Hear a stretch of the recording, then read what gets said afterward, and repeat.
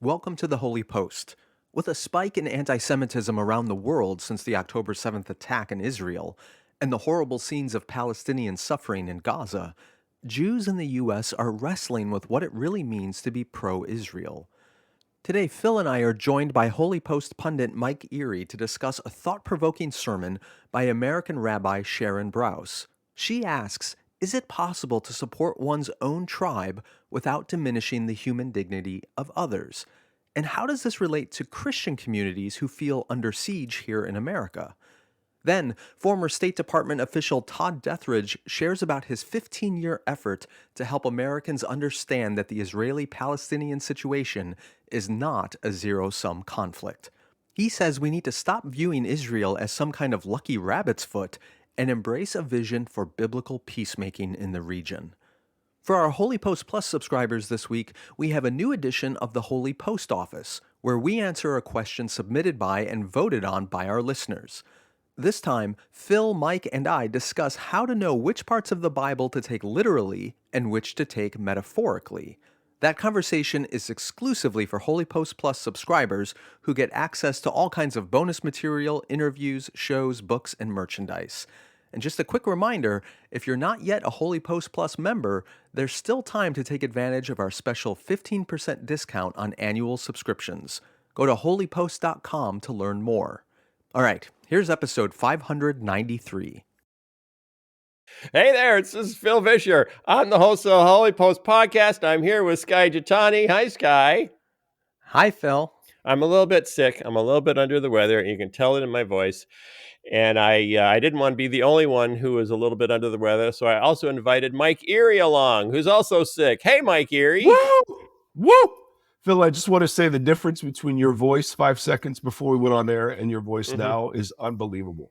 I told you. I told you. You did. You said you could turn it on, and I'm a believer. Yeah. All you have to do is just I was depressed listening to you. I thought there's no way we're going to record a podcast right now. And then bam, it hits one. We hit record. Phil's back. Right. I'm a machine. Right. I'm a machine. Yes. You don't understand what being a voice actor for 30 years does to you. When someone puts a script in front of you and points you at a microphone, you have to show up. You don't have a choice. Yeah. You can't do a lackadaisical Bob the Tomato just because you feel lackadaisical, unless the script says lackadaisical Bob walks into the room, which I don't know that it ever did.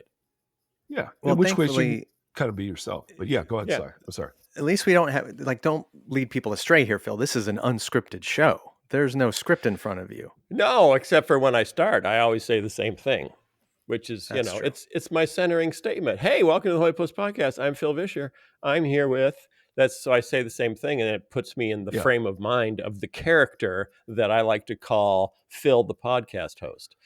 Phil, Mike, the Vischer. Yes. Mike, yes. When you sign into our recording software, you have to put a name in, and you chose the name Little Debbie. Do you want to unpack that for us? I mean, I don't know if we have that much time, but let me just say Are you hungry? Are you hungry?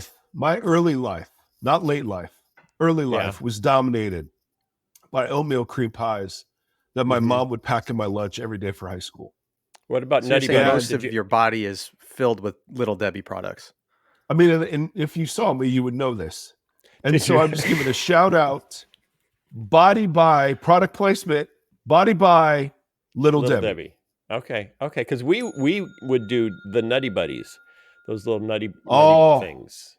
Yeah, so that was good. our Nutty Buddies. That was our family thing. And we couldn't get Hostess because Hostess was too expensive, and we didn't have a whole lot of money. So no ding dongs, no Twinkies. It's disappointing, Phil. That explains a lot, actually. Yeah, Nutty Buddies. A lot of product placement going on here. Oh, hey, what's all that bell ringing, Skye? For those who are longtime listeners, you will remember that we used to have a product placement bell that I refer to as Taco the Bell. Yes. Which is somewhere along the lines. Placement. I think Taco died in COVID, and he's back. Yeah. I brought him back. Hey, now it's time for the theme song. What's the news that you like the most? Who's your favorite podcast host? If it's breakfast, get your toast. It's Skye and Phil and the Holy Post. Skye and Phil and the Holy Post. This episode is being sponsored by With God Daily. Hey everyone, it's Skye. Back in 2014, I was looking for a daily devotional, but I had a problem. Most of what I found from contemporary writers was either fluffy, sentimental garbage or straight-up consumerism with a Christian veneer. So I looked at older devotionals, classics written hundreds of years ago. They were definitely more substantive, but they didn't address the realities of following Christ in the modern world. That really frustrating experience made me realize, hey, I can't be the only one who can't find a smart, deep, and relevant daily devotional, so I decided to write one myself. Almost a decade later, With God Daily is now the daily devotional for thousands of people like you and me who hate daily devotionals. Delivered to your smartphone via app or email, and available in both written and audio formats, With God Daily includes a meditation on Christian faith that incorporates history, science, philosophy, and culture, along with readings from the Bible and a historic prayer of the church to guide your own time of communion with God. Subscribers not only get the devotional 5 days a week, they also get access to the full archives with dozens of past series and thousands of devotionals. And here's the best part. The subscription cost is whatever you want to pay. There's even a free option. So, if you've been looking for something smart rather than sentimental, and that fosters communion with God, not just religious consumerism, then go to withgoddaily.com to learn more and sign up for the daily devotional for people who hate daily devotionals. That's withgoddaily.com.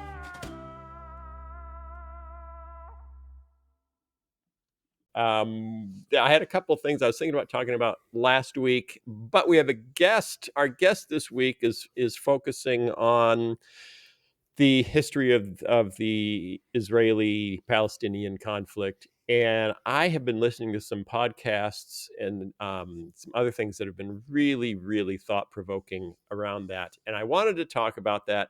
I know I visited Mike Erre's church, and I think it was the Sunday after the initial attack. It was the Sunday after October 7th, and Mike addressed it and had to say something about it from the pulpit. Although they don't have a pulpit, they have like a chair and a table, if I recall correctly. So he's also been wrestling with this and has also had to talk about it on his podcast. So here's what I want to bring up. I want to bring up our friends David French and Sarah Isger on their podcast played the recording of Barry Weiss's speech that she gave the week before last at the it was at the Federalist Society, I believe, is where she gave the talk. I think that's right. Yes, and Barry Weiss is a Jewish American journalist, liberal, but got herself kind of thrown out of the New York Times for taking some unpopular positions at the New York Times and started her own thing called the Free Press. So she's very much a free speaker. Do not tell me what I cannot say. Do not tell me there are sacred cows. I'm going to say what I want. And then Ezra Klein is still at the New York Times and does a very good podcast, The Ezra Klein Show, with a lot of very deep thinkers. And he's also a Jewish American. I believe he is.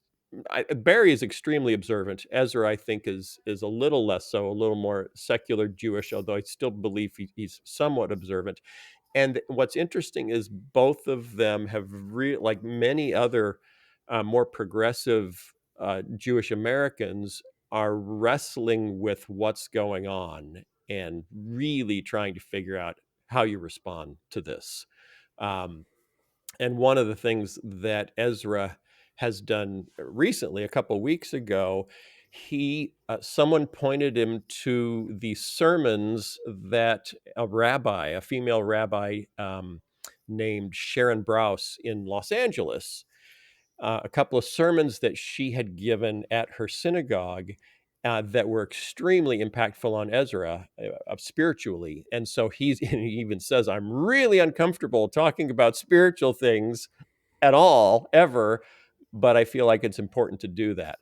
So I had Skye and Mike both listen to that interview with Rabbi Sharon Brous, which was very interesting because I think she was wrestling with some of the things that we're seeing people wrestle with in white evangelicalism, of the conflicts of, we're under attack. how do we respond? If we feel attacked, if we feel we're endangered, how do we respond that's in line with our spirituality? Where are we sacrificing our spiritual values because we feel threatened? And if any white American evangelical feels as threatened as the Israelis felt on October 7th, they're nuts, for starters.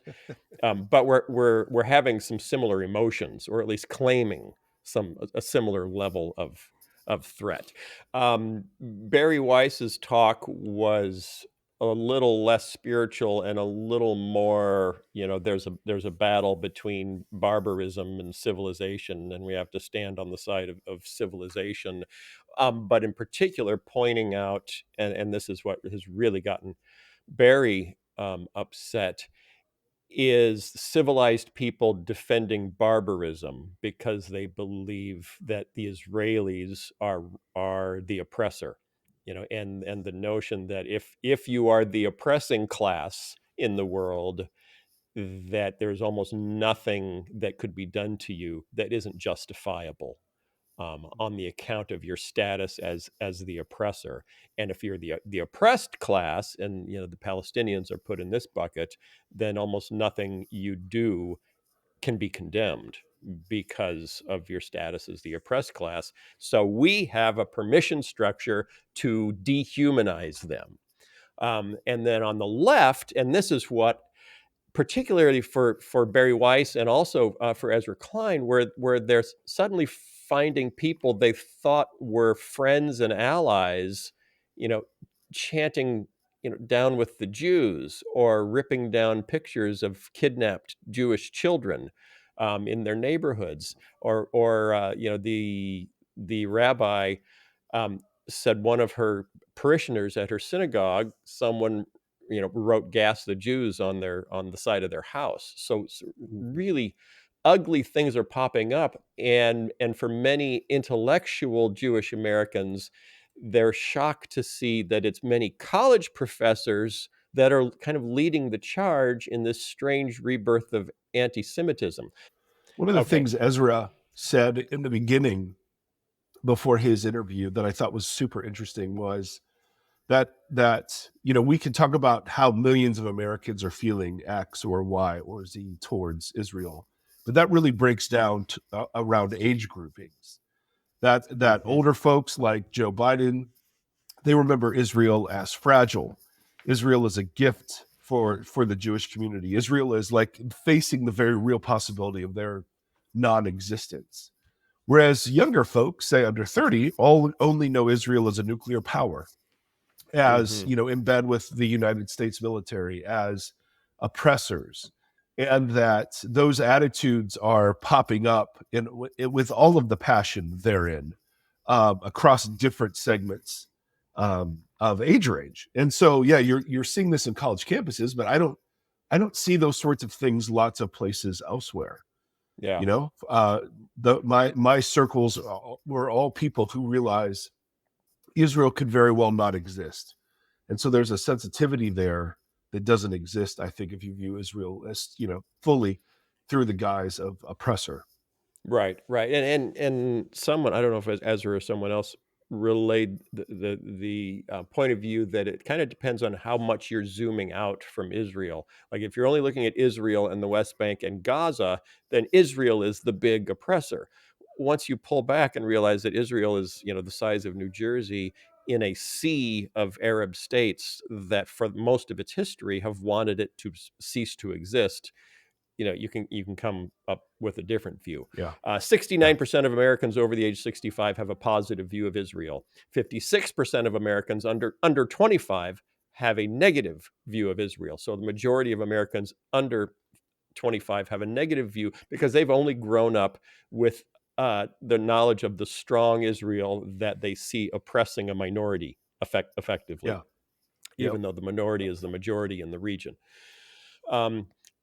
Ezra Klein says the problem that he's wrestling with is some of the tactics that Israel is taking in trying to solve the problem of their own security.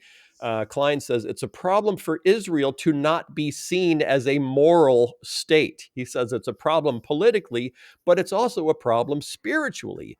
The spiritual conflict of seeing Jews historically, that their own story is the story of being an exiled people, of being an oppressed people, and they are becoming the exiler. They are becoming an exiling state. And so he points out, and this is where Rabbi Sharon Brous comes in, that it's a spiritual crisis to say our Judaism is requiring us to treat our neighbor this way, because our number one priority is our own survival. And so if our neighbors are brutal, we have to be brutal. So before the attack on October 7th, Sharon Brous gave a sermon calling to attention what Israel's right-wing government was becoming. And there have been protests in Israel for the last 7 months, protesting where Benjamin Netanyahu was taking the judiciary and reducing the power of the judiciary and reducing kind of the democratic freedom of Israel. So before the attack, she was talking about growing extremism in Israeli society, about how we were, and this is before the attack. She gave a sermon talking about how we're allowing our own trauma to allow us to deny rights to millions of Palestinians, and that we're refusing to accept the reality that Jewish people can not only be victims but also victimizers. So, her point was, we have a narrative that we're victims, that we're always victims. And when that's the only narrative we can see, we can become the victimizers. And we need to bring that to our attention. Can we talk about that a little bit? Yes. Because this victim narrative thing also relates to what you're seeing in the protests going on, the pro-Palestinian anti-Semitic protesting that's going on in the US and other parts of the world. It's this idea that everyone in every group only has a single narrative. You are either the oppressed or you're the oppressor. And we seem to have lost this ability to imagine any individual or group could simultaneously be both. It's just not allowed anymore in our narrative structures. The thing that comes to my mind as I was listening to those interviews and just been studying this topic in general is Roger Williams. I don't know if that name rings a bell. Roger Williams was a Puritan, part of the Massachusetts Bay Colony in the 17th century. The Puritans were an oppressed religious minority in England. They come over to the New World. We just had Thanksgiving. Like this is the Thanksgiving story of the Puritans coming to New England. Roger Williams was one of them.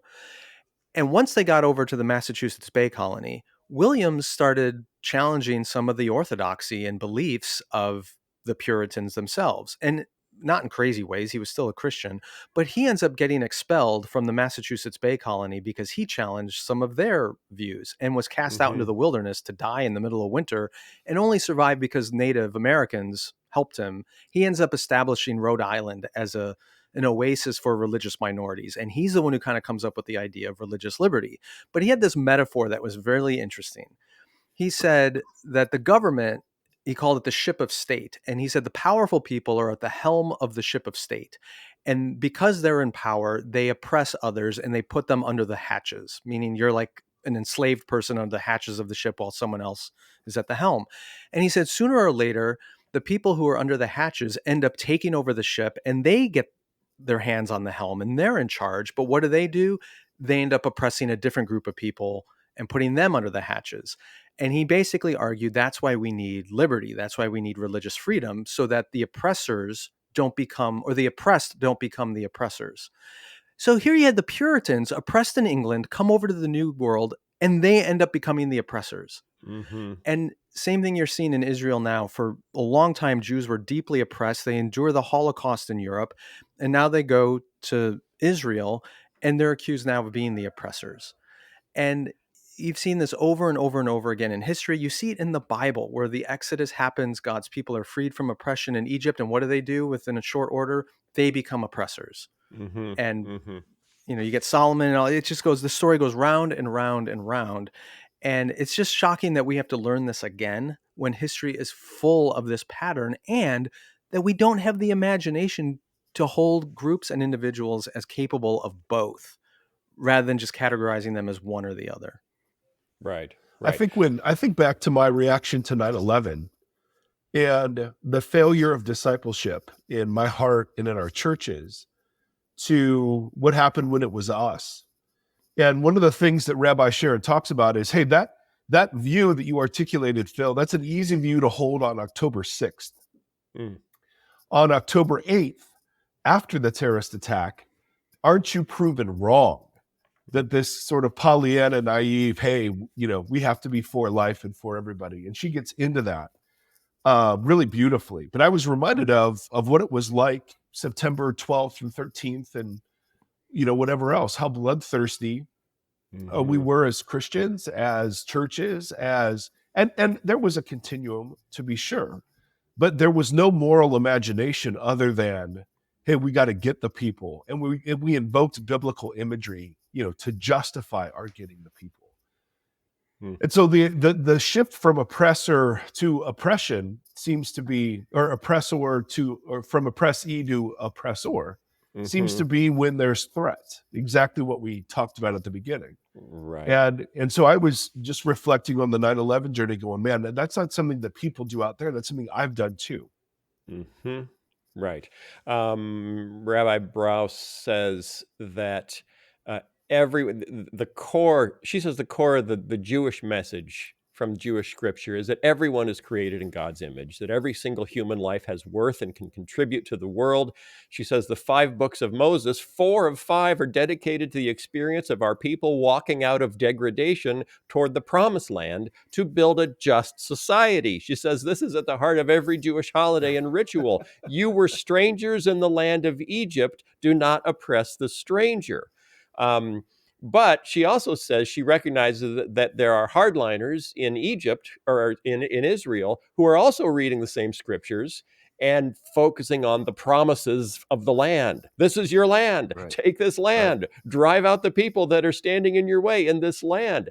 So, the question is the hardliners who call for reclaiming the promised land and grasping onto all these biblical promises of conquest, are those the guys that are reading the Bible right? Or is it those like Rabbi Brous who say the call to welcome the stranger and foreigner and to remember that they were once too a stranger in Egypt? Is that the right way? So she says one of the big issues here is who is following the Bible and who isn't. Who is reading the Bible right and who is not? And she says every person, and this I think is really relevant to things that are happening in the American church today. Every person, this is a quote, is engaging in an act of interpretation and choosing what text to prioritize and how to interpret those texts.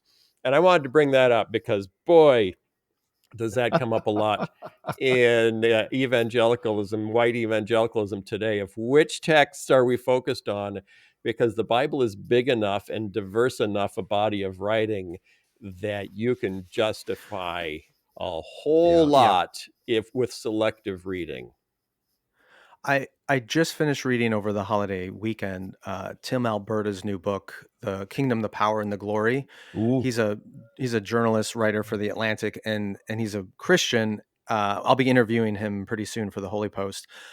But in one of he interviewed all kinds of people. But in one chapter, he interviewed Robert Jeffress, the pastor of First Baptist in Dallas. And he talked to him about how back in 2012, Jeffress was a really outspoken anti-Mitt Romney Republican because he believed Romney was unfit to be the Republican nominee because he was Mormon and not a Christian. And Jeffress was outspoken about the importance of having a Christian nominee for the Republican Party and, an upstanding moral person. And then he talked about his, unwavering support of Donald Trump. And he interviewed Jeffress and asked him, what happened? Like, how can you justify this complete flip-flop and your support for Trump? And Jeffress said 2 words: under siege. And his view was between 2012 and 2016, evangelicals were now under siege, and that external reality justified throwing out all those other biblical values to support a candidate who would fight back. And I bring that up because I think our perception of the world, our sense of safety and security versus being under siege, can often filter which texts in the Bible we will emphasize.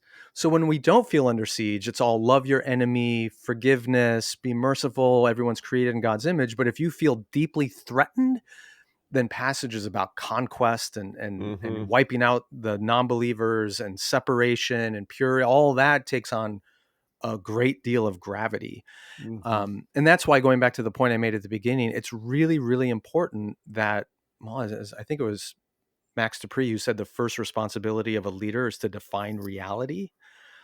And if reality is being defined for believers as you're under threat, that's going to shape the way you read the Bible. But if reality is you're perfectly safe in Christ and you're not in any mortal danger, that will change how you read the Bible. So I wonder if Rabbi Sharon's point of view and this understanding of different Jewish interpretations of these texts also comes down to the perception they have of reality.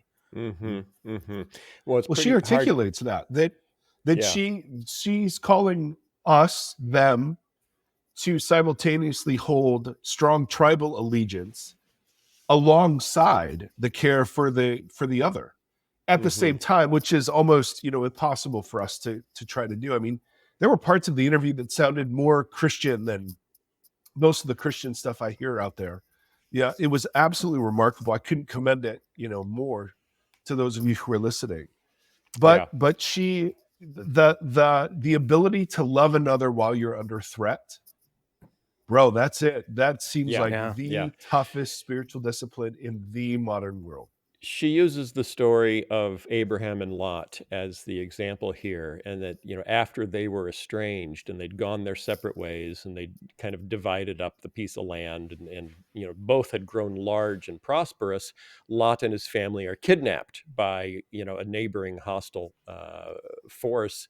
And at that point in the Bible, for the first time, she says, and I assume she's correct, I hadn't thought about this, Abraham's identity becomes a Hebrew, and he wants to defend his family, his kin.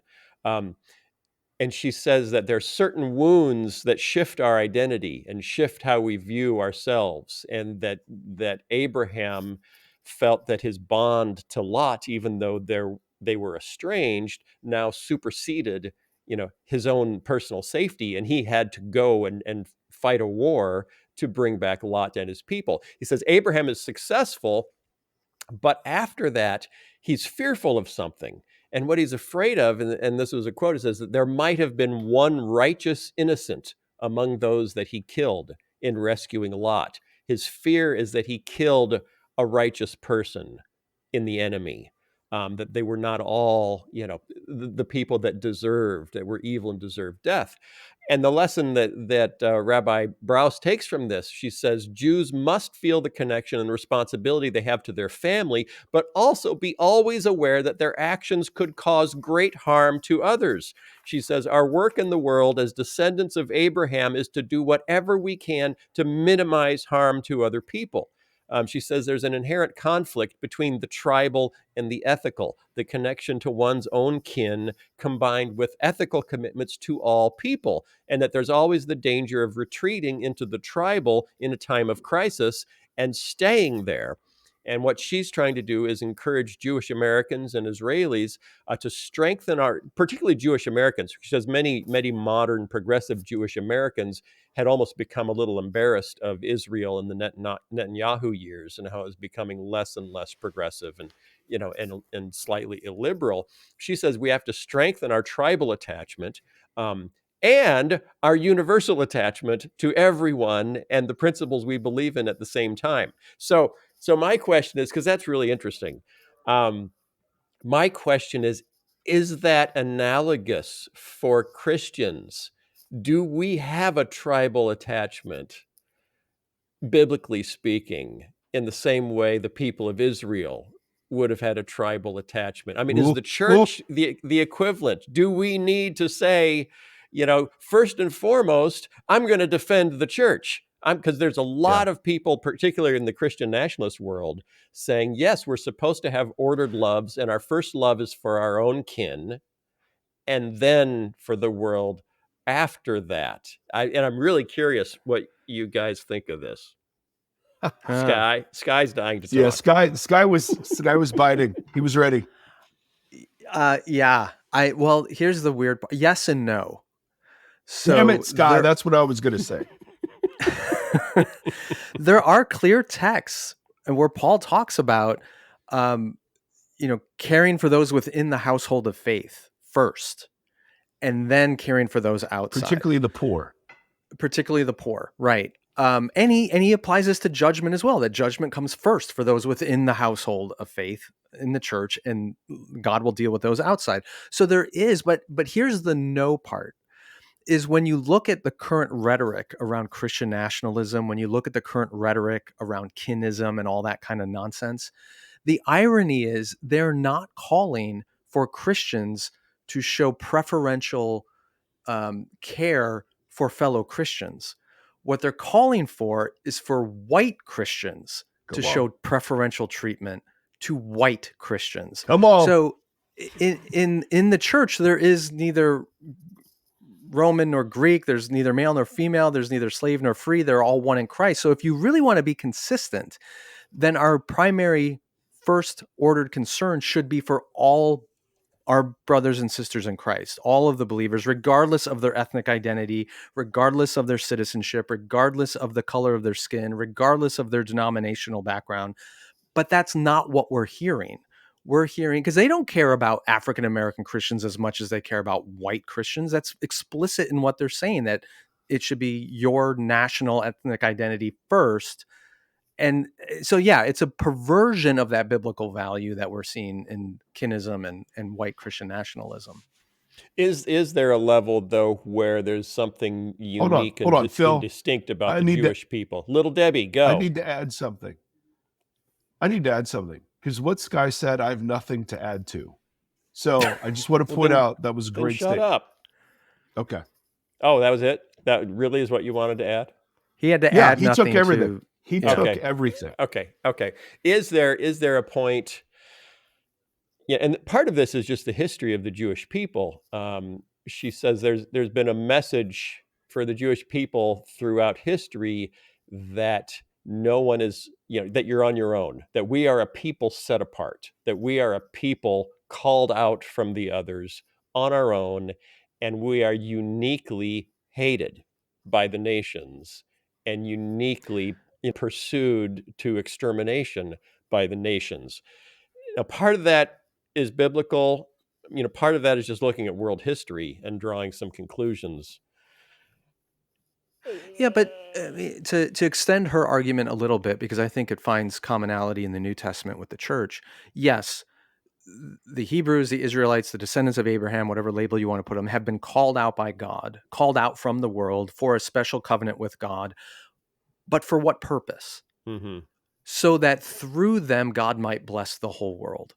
So that through them, the nations might be gathered together under God's identity. And same thing with the church. So yes, they are called out to be distinct and different for the sake of the world. And when you bring that into the church theology, the ecclesiology of the New Testament, we in Christ are called out to be different and distinct from the world. And yes, we are to give our allegiance to our sisters and brothers in Christ and care for their needs so that collectively the church may then give itself for the sake of the world, to care for our neighbors, for our enemies, for those who would kill us. It is for the world that we give ourselves away, just as Jesus did.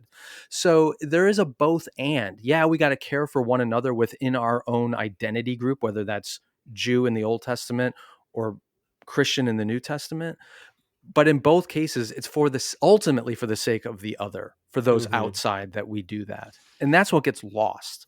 We stop at, I just need to care for my group, and that's it. And that's to truncate the mission and message of the scriptures. Yeah, okay. There is a parallel to the Jewish experience globally, and that's the African-American experience in the U.S., where you really feel like everybody's out to get us. No one is advocating for us, historically in the U.S. We really have to have each other's backs.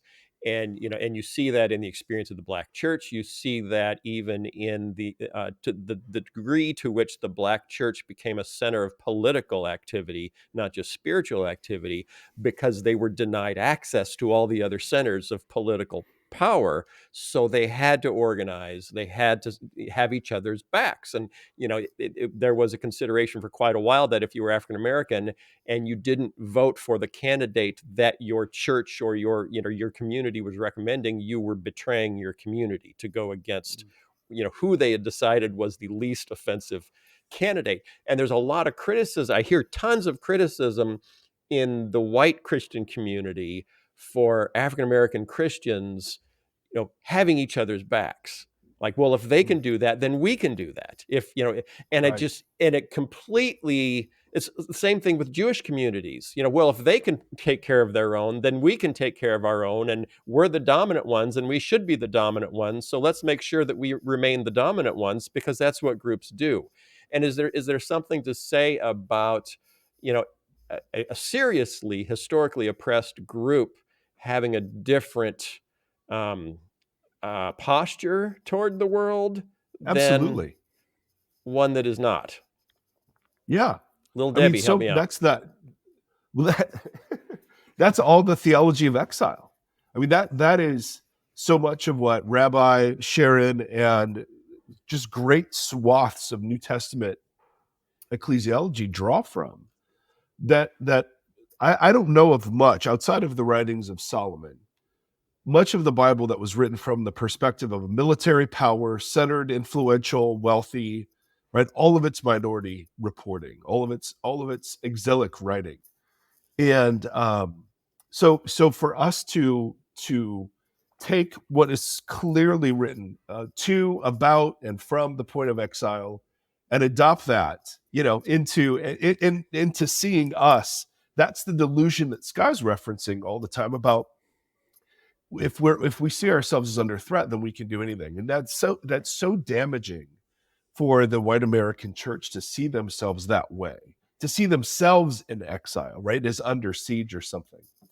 And so I think there is a load of parallelism between how it is the church should see itself in the world, with an allegiance, a brotherhood, a sisterhood, absolutely, fueled by counter narratives and symbolic gestures of resistance and so on, that still exists for what Scott was talking about earlier, for the sake of the nations, right? So there's this against the world for the sake of the world that both exists. You know what I mean? The kingdom, as Jesus says, isn't of the world. If it were, my followers would fight, but it exists in the world for the sake of the world. And so you get that like back and forth in exile thinking that I think a lot of us, when I read, the text, I don't naturally apprehend. Okay. Right. Okay. I hear you. I agree. Skye?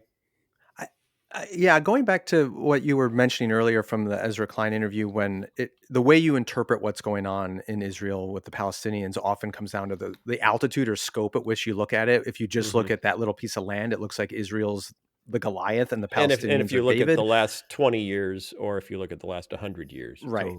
Totally. Yeah, and you step out and you look at the larger region. In that case, the Arab countries look like Goliath and Israel looks like the David.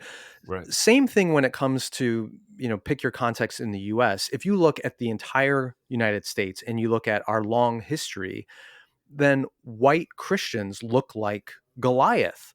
Right. And other groups look like David. If we're the Babylon. Zoom in, say, at, I don't know, Berkeley in California or Yale on the East Coast, and ask yourself who's the David and who's the Goliath, I would argue, well, it's probably conservative evangelicals on those campuses are the David, and the hyper progressive liberal, dominant culture is going to be the Goliath. So it depends on what context you're in and how big a scope you're looking. But regardless of whether you interpret yourself as the David or the Goliath, our calling in Christ is the same. We are never victims, truly, because we identify with Christ, who is risen and is reigning, and we carry ourselves for the sake of others. Whether the other has power over us or we have power over them, we use our power for the sake of others. And this idea that if I'm a victim, I get to do bad things and get away with it is just antithetical to everything that Christ taught us. So that's where I kind of just chafe on this idea that even if persecution is really happening to white evangelicals in America, that somehow justifies terrible behavior and unethical actions and immorality and lying and all these other, like, no, it never justifies that. No, Peter is so clear when he's talking to exiles about, hey, Jesus endured insults and beatings and left you an example to follow. You're absolutely right. The fact, was it Russell Moore's book that talked about how we see the commands of Jesus as an obstacle now to the agenda of Jesus? And it's just like, once you've abandoned, and this goes back to 9/11 for me. Will Willimon, Duke professor way back in the day, had this quote that just wrecked me about how American Christians, most of us, not all of us, most of us decided in that moment when it was us that were under threat, that the way of Jesus was not practical. It did not work in the world. And so we naturally went the way of the sword. And that is stuck with me because now the swords always are literal, but the culture warring that we do is just as awful and violent as anything else we've done. So I think you're onto something. Do we see the role of the church in the world as to be respite, foretaste, witness to reality of Jesus' life? Or do we see the church as this last outpost of people desperately holding on to heaven while the hordes of demons and secular people bang down our doors? I just don't think that's the picture the Bible gives at all, ever. And, my back favorite to Phil's point, sorry, but what you're describing there about the church is interesting. That's happening in Israel among Jews, and they're drawing from their scriptures and the Torah, which is, of course, what Jesus builds his ethics out of as well. Totally. But they're wrestling with it of what does it mean to be faithful to the teachings of Torah in the midst of a very real and very legitimate physical threat to our safety. Yeah. Well, he was under threat. I mean, it like we forget that it was like Jesus's culture was an occupied terrorist state. And there was a culture war among the Jews of his day about how it is there to handle this. Do we handle this with violence? Do we handle this with being more holy? Do we handle this by withdrawing? And Jesus validated none of those options. Yeah. And so what I loved about Rabbi Sharon is that she was pressing into that none of the above kind of way of life. Right. That we, as Jesus followers, go, yeah, that sounds like our rabbi right there. And she was drawing on the Exodus theology and Imago Dei theology. It was just very cool to hear her articulate this in the face of, I can imagine a lot of grief she's going to get from folks within her own tribe. Yeah. One of the quotes from her sermon in looking how the danger of Jewish people becoming brutal to oppose brutality. She said, just because others have lost their damn minds doesn't mean we should lose our damn minds. I've never heard that in a sermon before. Our hearts must break over Palestinian suffering as well as Jewish suffering. She says there are very few people who are shedding tears when both Palestinians and Jews are dying. We choose one group and we weep over that one group and we dehumanize the other group. She says we have lost our moral center. We must expand our scope of moral concern to find the humanity in one another, which is very true of where we are as a society here too. We're just coming through. I don't know if you follow Doug Wilson online and Canon Press from Moscow, Idaho, but we're just wrapping up No Quarter November, which they do every November, once a year, which is where you show no mercy to your enemies. No Quarter promotion this year from Canon Press in Moscow, Idaho. They sold a collector's edition flamethrower, which you could buy on their website for $1,500 that said No Quarter November. Give people a taste of hell ahead of time. I like that. Yes, because we're taking no prisoners. We're showing no mercy. Amen. God bless. And if that doesn't remind you of the more extremist, some of the more extremist Jewish beliefs, particularly where, in the West Bank, where settlers are attacking Palestinians because we're taking this land back. It's our promised land. It is so easy to fall into that. I do not owe you your humanity because Right. you're opposing me. Right, man. Yeah. Yeah. And for her to articulate this so, I don't know, robustly. I mean, like, Yeah. just courageously saying, she had a line. It was like, how, if we're begging the world to take Jewish suffering seriously, how can we then not take Palestinian suffering seriously? Like, Yeah. that's where I just thought it was profoundly Christian, because only Jesus of Nazareth gets up in Palestine and says, let me tell you the story of the good Israeli soldier. Or gets up in Jerusalem and says, let me tell you the story about the good Palestinian terrorist, right? I mean, only Jesus is pulling this stuff. And so, I've been just wrestling with how best to nuance and articulate and help people lead through how it is that we need to process all of this.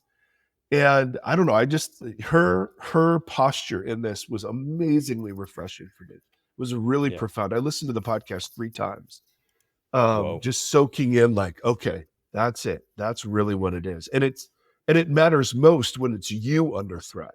It's easy when it's the 3 of us talking, in nice suburban neighborhoods.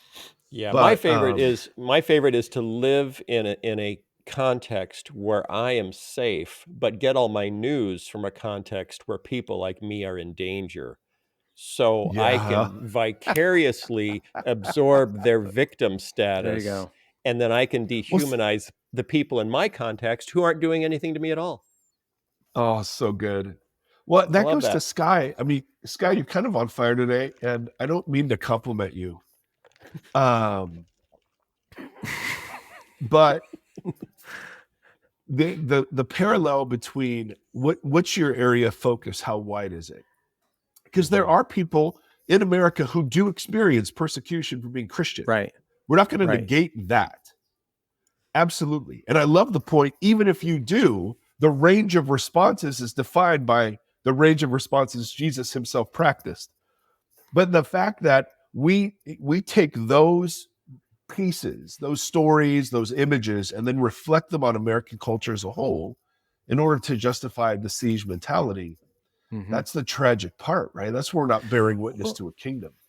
Yeah, and you brought up Jesus in his storytelling, and I think a veiled reference to the Good Samaritan. But that story of the Good Samaritan, that parable, in many ways, it's about breaking down tribal identities. Because the story is set up so you think the Levite and the priests are going to be the good guys, but Jesus makes the hero into a Samaritan who's a hated heretic to the Jews. Totally. And at the end of the story, he asks the Jewish teacher of the law, which of these men acted as a neighbor to the man in need? And he couldn't even bring himself to say the Samaritan. He said the one who showed him compassion. But the point of it was, at the end of the day, your tribal identity is not as important as actually reflecting the character of God. Come on. And in this story, the Samaritan is the one who reflected the character of God. It wasn't the priest. It wasn't the Levite. But what we do, including in the Palestinian-Israeli conflict, is we tell people, which identity does God favor? And some people say, well, he favors the Israeli identity, therefore they're always right and the Palestinians are always wrong. Other groups say, no, God's on the side of all Palestinians because they're oppressed. Therefore, anything they do is right and anything the Israelis do is wrong. Right. And I think the message of Jesus in this is, it's not about Israeli or Palestinian. It's not about evangelical or liberal. It's about who is acting like my Father in heaven, who is showing compassion and kindness and human dignity and justice, who is treating the stranger with respect. One of the stories that jumps out to me that I think beautifully illustrates this is in the Exodus story. There's that famous moment where Moses encounters Yahweh at the burning bush, and he says, I have seen the oppression of my people. I have heard their cries, and I have come down to rescue them. The language that God uses there is directly lifted from the chapter before in Exodus, where it talks about how Pharaoh's daughter heard the cries of Moses when he was a baby at the riverbank, and she saw him, and she went down to the water to rescue him. So here you have the pagan, the Egyptian woman who rescued Moses, and God in the next chapter uses the exact same language to describe his own actions toward his people. And it's a way of him affirming the actions of Pharaoh's daughter, a non-Hebrew woman who acted like God in that moment. That's right. And so what we need to do as Christians... On fire. Now I'll end with it. What we need to do as Christians is stop looking at whose identity is right and start asking whose actions are right. And let's affirm the actions that reflect Christ rather than just labels and identities and or even tribal groups. Okay, we really need to wrap this up, but it's been really good. Both of my guests, Skye and Little Debbie, are throwing fire.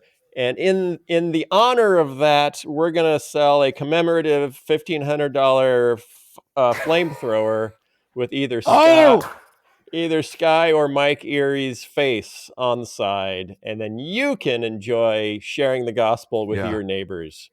That's so good. Phil, gospel you've been saving that one, man. For a couple minutes. You just did it. The host with the most. That's how you know when you're done. That's how you know when you're done, when you do the callback to the very beginning. That's how you know so good. When so good. You're done. Okay. Thank you, Mike Erre. Mike's podcast, long-running, wonderful podcast, Voxology, with his buddy Tim Stafford and his son Seth, who makes very frequent appearances. So go check him out, and you'll be back. You're a HOLYPOST pundit, right? You're a pundit. Dude, I've never been called that, and I love it. I throw that around my household and make my kids call me that. So yes. Yeah. Okay. So he'll be back. He'll be back even more often than he has been here. Hang out for the guest is more conversation about how Christians posture themselves towards Israel and the Palestinian conflicts throughout history. And we will see you guys next time on the HOLYPOST. Thanks for listening. Bye. This episode is sponsored by Aura Digital Picture Frames. We've got a fantastic gift idea for Christmas this year. When our kids were little, Lisa and I would try to get some new pictures printed, framed, and sent in the mail to my dad in Michigan and her mom in Minnesota so they could have updated pics of the kids. It was a huge hassle, so they didn't get new pictures very often.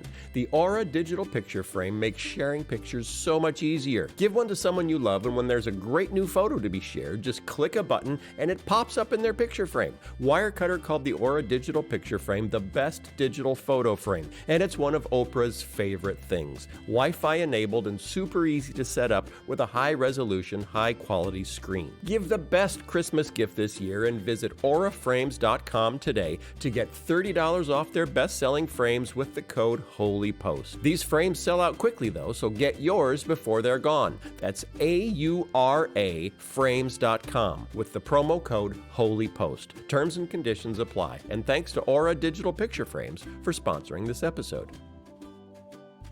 This episode is being sponsored by AG1 by Athletic Greens. Some of you know that my dad is a doctor, and as I get older, he's always telling me to watch my weight and exercise regularly. But in the last few years, he's also been telling me to pay attention to my gut health. He's been persuaded by all the research saying that the biome of good bacteria that lives in our guts is critical to our long-term health. There's just one problem. I hate taking lots of pills and vitamins and supplements. And why do they always have to be so big? That's one of the reasons I was excited to try AG1 by Athletic Greens. AG1 is a foundational nutritional drink with 75 vitamins, minerals, and whole food ingredients. I take it first thing in the morning before I've had my tea and before I jump into my morning routine of writing my daily devotional. And I'll be honest, it tasted way better than I expected. I've been doing it for a few weeks now, and I feel great knowing I'm supporting my health and not having to gag down a bunch of giant pills every morning. And that's why I've stuck with it, because AG1 is a super easy daily habit. So, if you're looking for a simpler and cost-effective supplement routine, check out AG1 by Athletic Greens. And right now, Athletic Greens is giving you a free 1-year supply of vitamin D and 5 free travel packs with your first purchase. Go to athleticgreens.com/holypost. That's athleticgreens.com/holypost.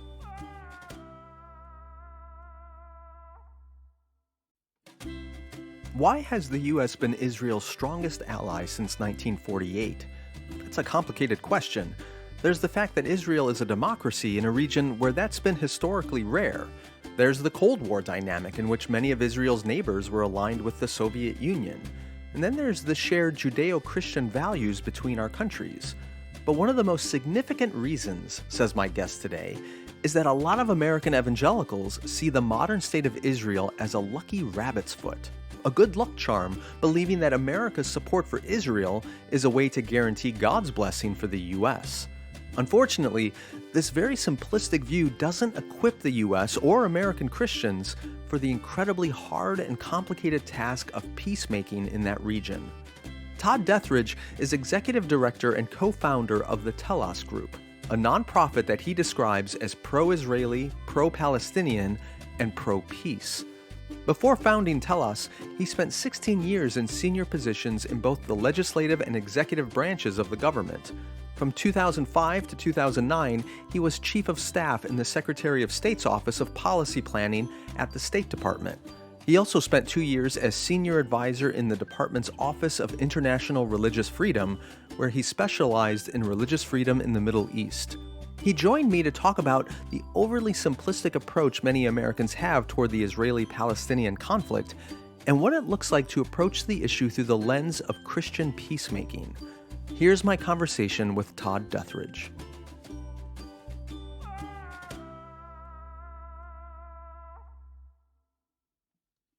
Todd Deatherage, welcome to the Holy Post. It's a pleasure to be here. Thank you for having me. Yeah, and you're beaming in from London. We've had a little bit of connection issues, so hopefully we don't get more interruptions in this. But let's begin with talking a little bit about your background, and especially how did you get introduced to the Palestinian-Israeli conflict, and why have you made that a core of your calling right now? Yeah, in many ways, I'm a very unlikely person to be doing what I'm doing, and in many ways, I'm representative of a lot of people like me who are really interested in what goes on in the Middle East. So I grew up in Arkansas, was raised in very rural part of the state, very small town. You wouldn't. It's not on the way to anything else. If you're going there, you're either there on purpose or you're lost. But it's not on the way to anything else. And in a fundamentalist, kind of gently fundamentalist Baptist church, and I had gotten a decent dose of dispensationalism, eschatology growing up, and so I had some kind of biblical way to think about Israel in that way. But more significantly, after college, I got involved in Republican politics and ended up working for a member of Congress from my home state, or in the House and in the Senate for 10 years. And in Republican politics, in that time period, a position on Israel was required, and you were pro-Israel. And so I just kind of had a reflexive position on this that was more out of my own politics than it really was out of any kind of theology. And then I ended up receiving an appointment in the State Department in the George W. Bush administration, a political appointment at State. And that took me into doing a lot of work in the Middle East, and for the first time really learning about the substance of this long-going conflict between Israelis and Palestinians, and really having to kind of deal with that on a human level and a substantive level, and on a level of both U.S. interests and U.S. values and so forth.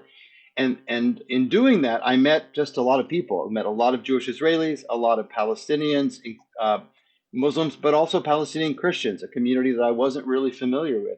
And so really getting to know their stories and having to hold all of their stories together in my even initial, entry into all of this, and having a set of relationships on kind of all sides of this from the very earliest days helped me, it kind of rescued me from reducing myself to just kind of one more partisan in their conflict and kind of signing up for one against the other, and realizing that there's no good future for anybody there unless there's a good future for everybody there. And so the solutions have to always be based on recognizing the humanity of everyone, the human dignity of everyone, the rights of everyone, and then a future that allows everyone to flourish not in a kind of an asymmetrical power relationship, but in some other kind of arrangement.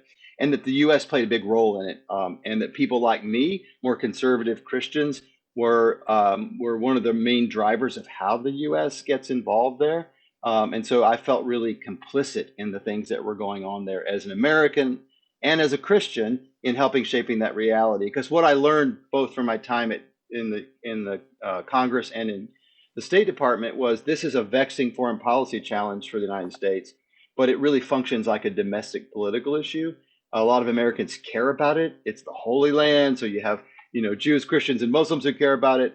A lot of people care about it, and so because we care about it, they're like domestic constituencies that really want to assert American power and influence and resources in certain kinds of ways.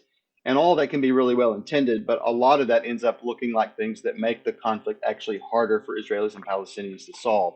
After you left the State Department, after you left government, you ended up starting an organization called Telos that facilitated trips to Israel and the West Bank and Gaza. Explain what those trips entailed, what was the purpose of those trips, and what's been the outcome before, obviously, the current war. What did you see happen as a result of those trips? Yeah. Well, Americans often have really strong views about this conflict, and they see it in some pretty neat and tidy and simple ways. They often know who the good guys are and they know who the bad guys are, and that's kind of all we need to know. But what they haven't done is actually to do the real work that allows you to get to that level of simplicity about a conflict that's as complex as this one. There's a late Supreme Court justice named Oliver Wendell Holmes who said that simplicity on this side of complexity is worthless.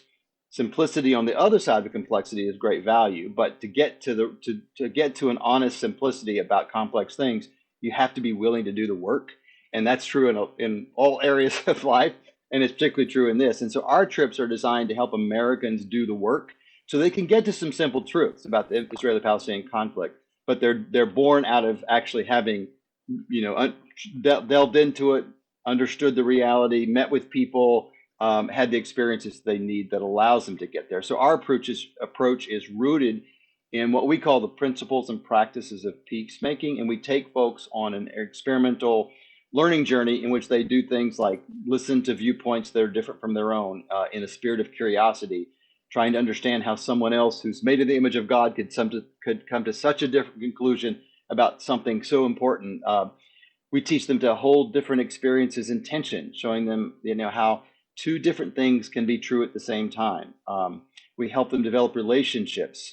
Relationship is very central to peacemaking. Relationships with Israelis, with Palestinians, with Jews and Christians and Muslims as a part of the work of peacemaking. We help them see the connections between justice and peace and the way in which the world as God intended it and the world that God is restoring and will one day make whole is not a zero-sum proposition. It's a world of wholeness and unity of men and women living in right relationship with God and each other and the created natural world and flourishing and justice and peace. This is that biblical concept of shalom. So really, the world in all its fallenness is addicted to self-interest and violence and plagued by fear and ideas of scarcity. But the moral universe that God created is one of abundance and mutuality that's rooted in love of God and love of neighbor. And so we're trying to immerse people in the world's brokenness, be proximate to those who are vulnerable and afraid, and all the while trying to cultivate eschatological imagination and cultural imagination that has a vision for the world that God intended.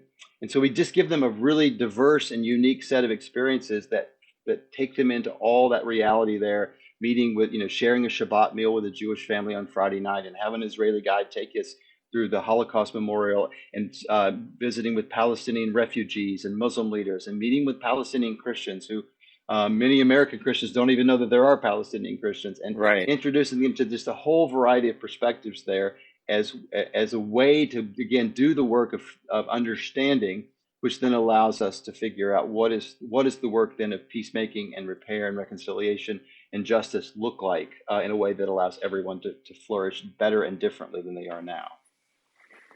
So let's talk more about the U.S. evangelical response to Israel. You mentioned growing up in Arkansas, Baptist, and being kind of inheriting a simplistic understanding of Israel and the conflict there. That there's good guys, there's bad guys. It's simple. We know whose side we're on. When you look at the U.S. evangelical support for Israel, what do you consider to be good about that, and what stands out as problematic? Well, I mean, when you look at the long history of Jewish-Christian relationships, you can see that most of that long 2,000-year history is marked by anti-Semitism. It's marked by Christians using theology and and faith to castigate and demonize Jews and really create a culture of anti-Semitism that has persisted to this day. And so the church's complicity in this kind of weaponized faith against the Jewish people has to be known and understood. That's a part of one of the other principles or practices of peacemaking is self-interrogation. And we always want to help our folks do our own work of self-interrogation and looking what role have Christians played in weaponizing theology against vulnerable people, including the Jewish people, in anti-Semitism. And so, to the extent that a lot of Christians, love Israel, that's better than than anti-Semitism and hating Israel. But there's a darker side to that too, because often this love for Israel still comes across as like an objectification of Jewish people. And in fact, to some Jewish people, this kind of philo-Semitism is just another form of anti-Semitism, because Jews are still kind of pawns in a Christian story. And so what does it really mean to love and bless Israel, as many people really say they want to do? That's kind of a different question. And so again, the idea of the church not cultivating anti-Semitism can be a good thing, but in the way it's often expressed, it's still kind of another form of the same thing, if you will. So that's sort of on the positive side. I think that you asked about how why so many evangelicals care about this, and I think you can start with the eschatology that we call dispensationalism that I mentioned earlier, which started in the UK back in the 19th century, and it got exported to here in the United States, and it became central to the fundamentalist movement in the late 19th century and early 20th centuries. Got all bound up in that. It's a very detailed eschatology. If you've ever seen the maps and charts that go with it, we've talked about it a lot on this show. Yeah, right. And so and there's a lot of fundamentalist certainty, but it's it's as you know what it is. I don't need to explain it, but that dispensationalism then becomes kind of bound up in the when evangelicals and dispensationalists kind of reunited in the 70s and became a voting bloc in U.S. politics. That was a part of the package. They kind of had two commitments that they brought into politics, and one was the pro-life position, the other was the pro-Israel position, and those have helped to reshape and redefine the Republican Party over time. But that longer history of dispensationalism has had so much impact, even though as a theology, it's not nobody's really credibly teaching this anywhere. It never had a wide purchase outside fundamentalism. But if you look back at the history of the Israeli-Palestinian conflict, Arthur Balfour, the British Foreign Secretary, who famously issued the Balfour Declaration, which gave a British commitment to the establishment of a Jewish state in Palestine at the end of World War I, he was influenced by dispensationalist theology, and it certainly had some influence in America in the 20th century. But it's really after the creation of the State of Israel in 1948, and then this war in 1967 that we call the Six-Day War, in which Israel takes this enormous amount of territory, including this territory that we know as the West Bank, but which in biblical terms is Judea and Samaria, and that really kind of set loose a sort of a very light version of dispensationalism, but it was popularized culturally through there was a famous book in the 1970s that you're probably too young to have read, but called The Late Great Planet Earth by Hal Lindsey. Oh, I know it. Remember that classic? Yeah.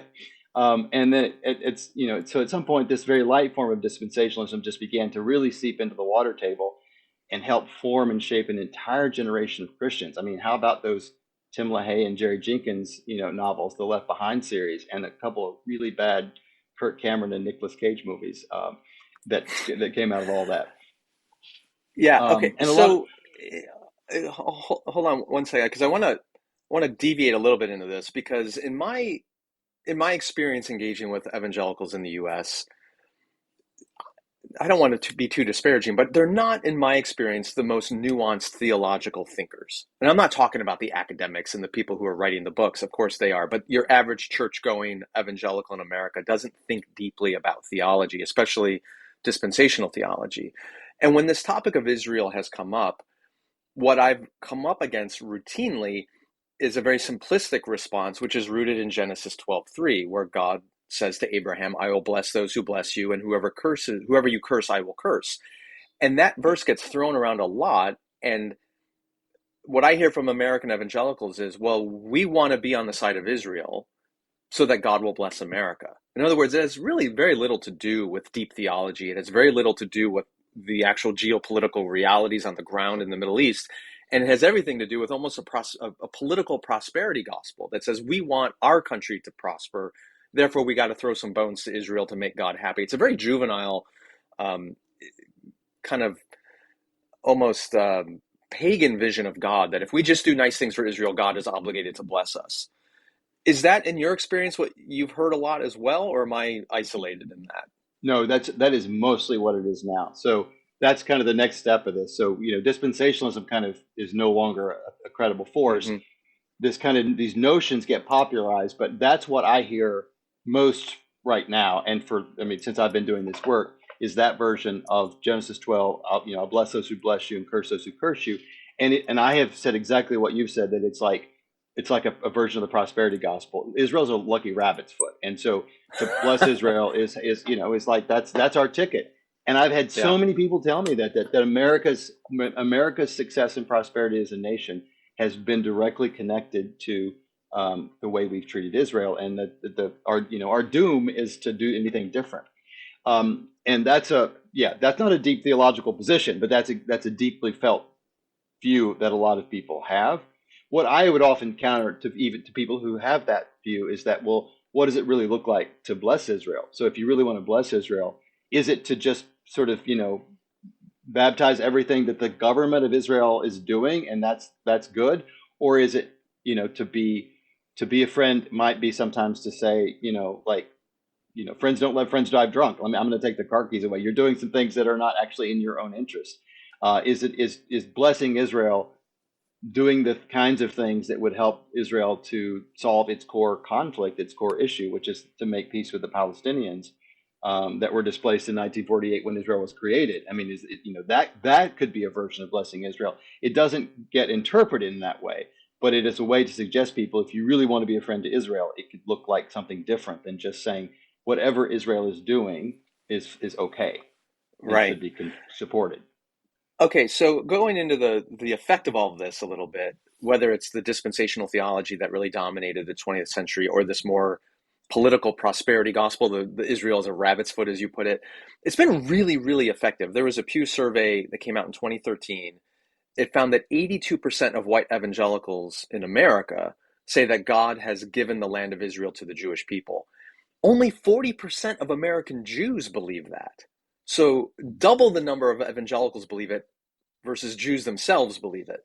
But the other thing that's jumped out in some of the data is that older evangelicals have a much, much higher support for Israel than younger evangelicals. It's waning with the younger generation. What do you make of that? Why do you think younger evangelicals are not as in lockstep with the government of Israel as their parents' generation were? Yeah, well, first of all, I think sadly a lot of younger Christians are deconstructing or walking away, but a lot are staying, and those that are staying are often staying on different terms. I think they're not interested in a faith that is just built on the right beliefs, devoid of action. They're looking for beliefs that are lived out and that demonstrate love of God and love of neighbor, and that care about justice in the world, and care about peace and care about human life. And so I think that you're seeing that there's a whole renegotiation of faith that a younger generation is doing, and it's having an impact on things like this. We've seen the same numbers. There have been a dramatic shift in the way younger evangelicals view Israel and Palestine or Palestinians in the polling data in the last 6 or 7 years. And what's interesting to me is that they haven't done the thing. They haven't switched teams. They haven't gone from being pro-Israel to kind of anti-Israel. They've just opened up the space where they if you go into the weeds, they are both for Israelis and Palestinians, and they're not playing the zero-sum game that people in my generation have always played around this issue. And I think that's a mark of just who they are and how they're going to engage the world. And I think on this issue, I think there's a lot of hope for a future generation of Christians from the United States and other parts of the West to play a very different kind of intervention in that conflict, one that's much more predicated on peacemaking and on really how Jesus would have us live in the world, and that's not at all connected to these eschatologies or a covenant theology that just makes no space for non-Jews to be in the land, really. You describe your organization, tell us, as pro-Israeli, pro-Palestinian, and pro-peace. Is that even possible? And what I mean by that is, and you mentioned zero sum, but so many people have a binary view of this conflict, that you can't be for the Israelis and for the Palestinians at the same time. Make the case for why you believe that your approach is the faithful Christian approach to take here. Yeah, I would say it's the opposite. I'd say you actually can't be pro-Israeli unless you're pro-Palestinian and pro-peace, and you can't be pro-Palestinian unless you're pro-Israeli and pro-peace, because this is a very small piece of real estate we're talking about here. It's the size of New Jersey. There's nearly equal number of Arabs and Jews that live in the space between the Mediterranean and the Jordan. And in that space, you have two sets of rights and privileges for people. One, it's a very asymmetrical conflict, and you have your rights and privileges are determined by your ethnic and religious identity. And so that system is unsustainable as a long-term project, in my view, and it will blow up periodically if it's not dealt with in a way that allows for the flourishing of everyone. And so our view has always been that, like, the alternatives to not being pro-Israeli, pro-Palestinian, pro-peace, and being zero-sum on this are one group has to win over the other, whatever that means, and that means like one group gets pushed out.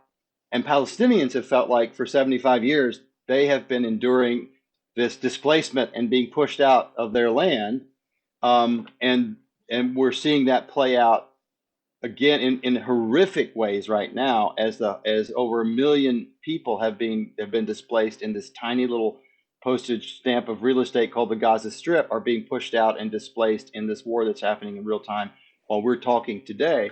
And then you heard that you've seen the Hamas and what they did on October 7th, and their agenda has been to reclaim all of historic Palestine, which is interpreted as pushing the Jews out. And those are the horrific outcomes if it's all zero sum, if it's one versus the other. The only realistic way that this ends without some kind of horror or tragedy or genocide is something that allows all the people of the land to flourish with security, dignity, and freedom alike in equal measure for Israelis and Palestinians. And whether the political arrangement is one state or two states or a binational state or a confederacy, all these things have been discussed and talked about. That's for them to decide at a fair negotiating table. But that work has to be done. Our whole work has been predicated on this notion of mutual flourishing, that there is no good future for Israelis unless there's one for Palestinians. And there's no good future for Palestinians unless there's a good future for Israelis. So I get how someone can say they're pro-Palestinian or pro-Israeli when you're talking about the people of Israel or the people of Palestine. What gets more complicated is when the government leaders for both of those groups seem to, in many cases, make the problem worse. So you have Hamas, for example, in Gaza, perpetrate this horrific attack on civilian Israelis. And so the response against Hamas ends up bringing devastation upon innocent Palestinians. On the flip side, Netanyahu and some of the right-wing government in Israel has made decisions in building more settlements, pushing more Palestinians out. This all predates the October 7th attack, which exacerbates the likelihood of not finding a peaceful resolution of the conflict. So what do you do with the fact that there are a majority of Israelis and a significant number of Palestinians who want some kind of peaceful solution, but their chosen leadership has no incentive for that? And it's an all or nothing argument coming from the right side of the Israeli government, and it's Palestine will be free from the river to the sea, coming from the Hamas side of it in Palestine. What do you do with the leaders who aren't interested in a peaceful resolution? Well, the leaders are important in this. They're critical, and yet there's also all this outside intervention in the reality there too. And so the outside intervention also helps set the contours in which this takes place. And the outside intervention has often been very much complicit in maintaining some kind of status quo that is actually not working and not helpful and can't last. But that, so in the I'm talking about us in the United States, chiefly among those. What we've got to get back to doing is casting a vision for a better future. And so, the proverb, there's a proverb that says, where there's no vision, the people perish. And without a vision, without hope, without the prospect for a better and different reality, people devolve into very self-destructive behavior, but they also get drawn to really noxious ideologies. And I think the Hamas ideology is a very pernicious and noxious ideology. But the best way to counter Hamas is to cultivate a vision for a better reality that minimizes Hamas's influence over time. And the same thing, with the collapse of any possibility of a two-state solution, which was the paradigm that was laid out in the Oslo peace agreement back in the early 90s, is that has all lost all credibility and possibility over the last several years. You have had a gravitation toward more extremism, both in Palestinian and Israeli society. And that's what happens when there is no vision being cast for a better future. So we've got to get back to a place where there are people on the ground, Israelis and Palestinians, who don't want to stay trapped in this and who have been arguing for a different way.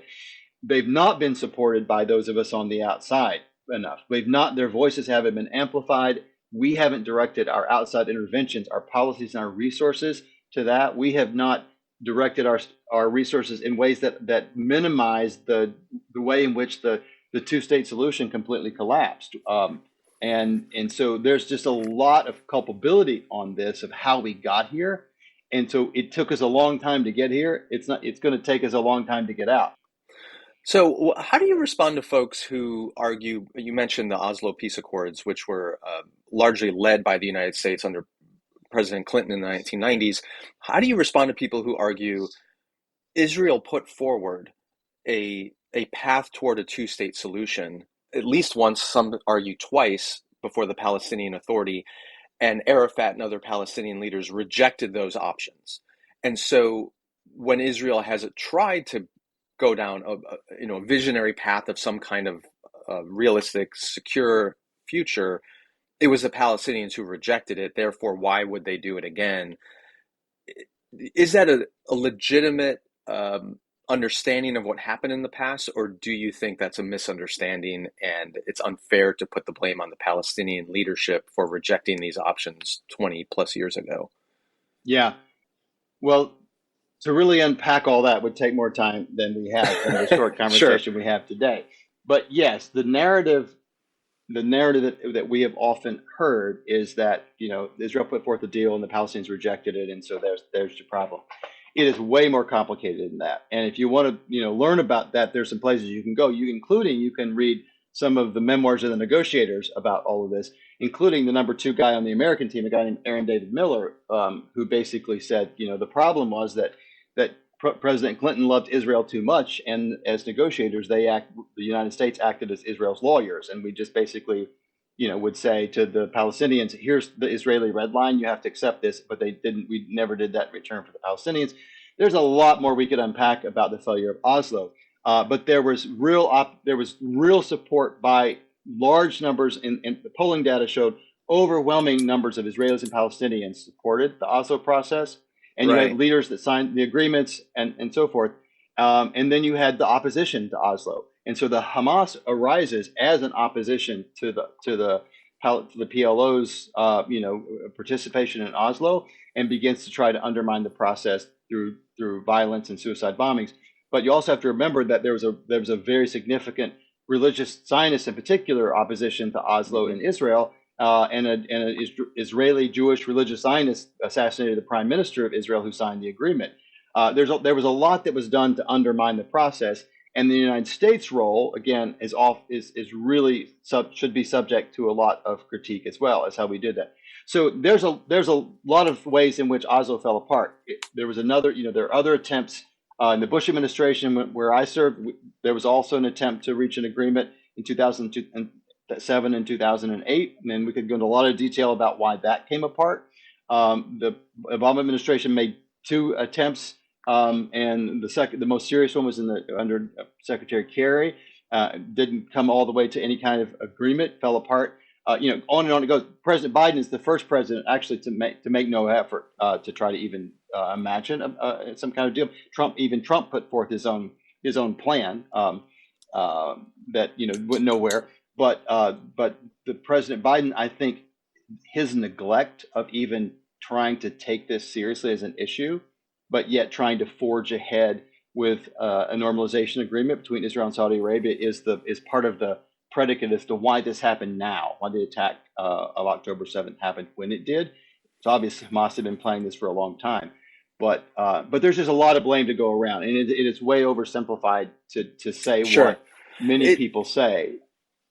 But the theme that comes up again and again, which you just highlighted, is even though there's a majority of Palestinians and Israelis who might support some kind of 2-state solution and some peace agreement, there are extreme factions on both sides that don't want peace. They don't want to share the land in any way. They're extreme Zionists who want a Jewish state to occupy that entire territory, and there are Palestinian extremists like Hamas who don't believe that the Jews should have any place in that region and that Palestine should extend from the river to the sea. And so when you have those 2 factions on their extremes, they're like a poison pill on any possible peace deal, and it creates chaos once again. We only have a few minutes left, but how has your work changed in the last couple of weeks since the October 7th attack? Is your approach changing in any way? And what kind of questions are you having to face now that you're trying to be pro-Palestinian, pro-Israeli, and pro-peace in a time of extreme warfare happening? Yeah. It's a very somber time. It's a very dangerous time. I'm not a pacifist, even though sometimes I really want to be. But any time that war breaks out, we have to see it as a failure. We have to be really clear-eyed about the limits of war and violence, and particularly the death of civilians, of women and children, to achieve any good ends. As if you look at what's happened now, as a result of October 7th, Palestine is not freer. And as a result of what's been happening ever since in Gaza, Israel is not safer, it's not more secure. Peace does not come through dead civilians. And that's one of the heartbreaking parts of this is that there's this lack of imagination. There's this belief that this is the way we get to a better future for ourselves, a better world.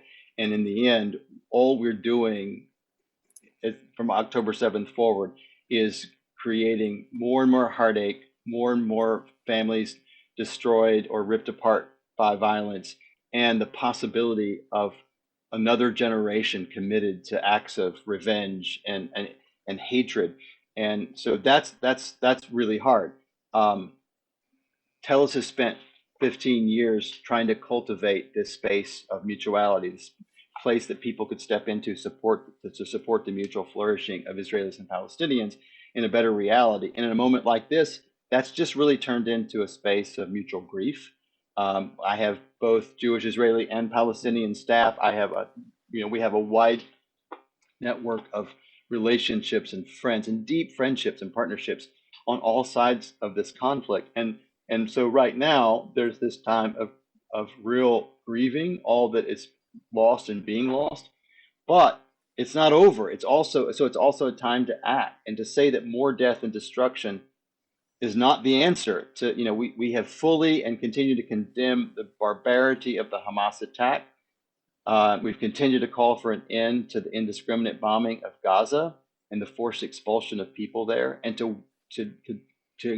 demand the work to actually do the work of releasing the hostages, the Israeli hostages who are still being held in Gaza, and to ultimately begin again to look at the core issues around this conflict and make honest efforts to solve them in nonviolent ways. So even in this moment of deep grief, we've continued to try to cultivate that space to communicate and give a place for people to come to who realize that this can't be zero sum, and that if they are grieving what happened to the Jewish people on October 7th, they should, and that they can also grieve what's happening to civilians in Gaza right now, and vice versa. And so that's